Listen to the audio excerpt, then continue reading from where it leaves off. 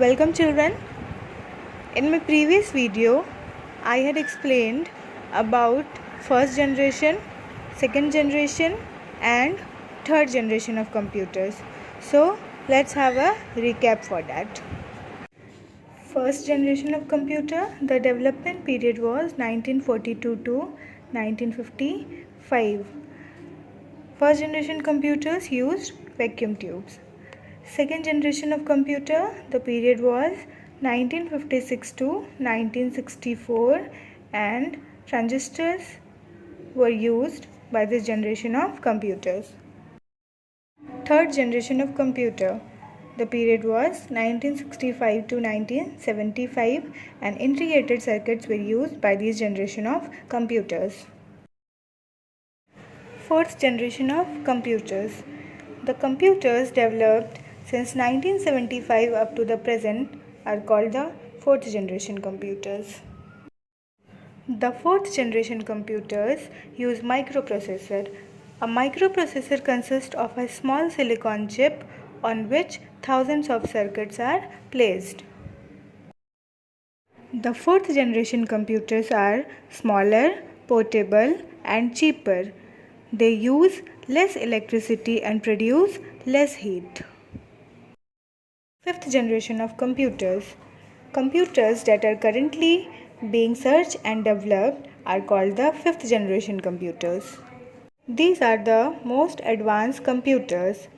Scientists are now trying to develop fifth generation computers in a way that they can think on their own. This is called artificial intelligence. Robots work on this technology. Computers are made of different sizes so that different types of people use them for different purposes. Let us discuss about them. Supercomputers are the most complex computers.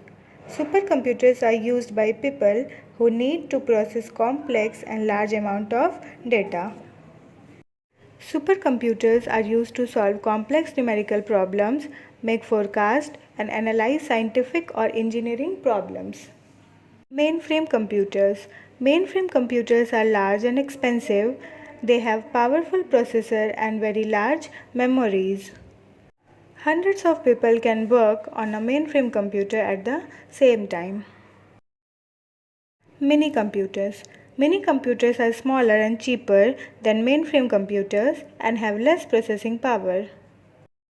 Mini computers can process large amount of data. Microcomputers. Microcomputers are the most common computers. They are used by businesses, at homes and at schools. Only one person can use it at a time.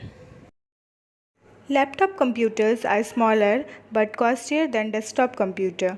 They are also called notebooks. They can be operated by a battery. And as they are portable, they can mostly used while traveling. Mobile devices and tablets are smaller than the laptop computers. Tablets are used to organize information, play games and read e-books. Now look at the image. It shows an embedded computer. An embedded computer is a microprocessor that is fitted into a device to control its operation.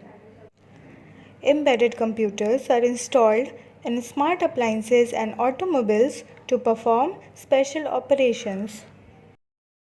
So, by the end of this video and the previous video, we came to know about first to fifth generation of computers and about different sizes of computers.